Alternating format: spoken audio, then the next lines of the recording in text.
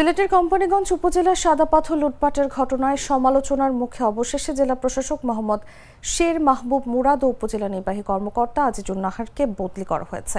কিন্তু এত আলোচনা সমালোচনার মুখেও বহাল তবিয়তে আছেন কোম্পানিগঞ্জ থানার ভারপ্রাপ্ত কর্মকর্তা উজায়ের আল মাহমুদ আদনান। আগে থেকেই সাদা পাথর সহ কোম্পানিগঞ্জ উপজেলার পাথর কোয়ারি থেকে অবৈধভাবে পাথর উত্তোলনের ঘটনায় প্রশ্নবিদ্ধ ছিলেন ওসি। সর্বশেষ সাদা পাথর লুটপাটের ঘটনায় ফের আলোচনায় আসেন কোম্পানিগঞ্জের ওসি উজায়ের আল মাহমুদ আদনান। এদিকে সাদা পাথর লুটপাটের পর যৌথ বাহিনীর অভিযানে পুলিশের ভূমিকা নিয়ে প্রশ্ন উঠেছে।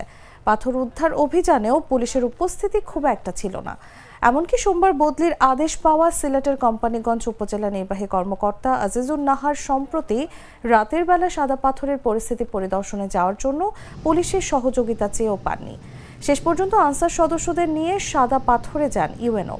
অবশ্য বদলি হওয়ার আগে ওসির সঙ্গে সম্পর্ক ঠিক রাখতে এই বিষয়টি ইউএনও আজিজুন নাহার স্বীকার করেননি। তবে জেলা প্রশাসনের একজন ঊর্ধ্বতন কর্মকর্তা এই বিষয়টি জাগো নিউজকে জানিয়েছেন।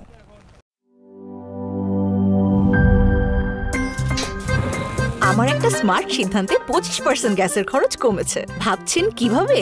সাধারণ গ্যাস স্টোভ বদলে আমি এনেছি আরএফএল গ্যাস স্টোভ। এর সাইন্টিফিক নজল ও ব্রাস বার্নার ক্যাপ সমানভাবে তাপ ছড়িয়ে রান্না করে দ্রুত। তাই গ্যাসও বাঁচায় 25%, টাকাও বাঁচে 25%। আরএফএল গ্যাস স্টোভ নিরাপদ ও গ্যাস সাশ্রয়ী।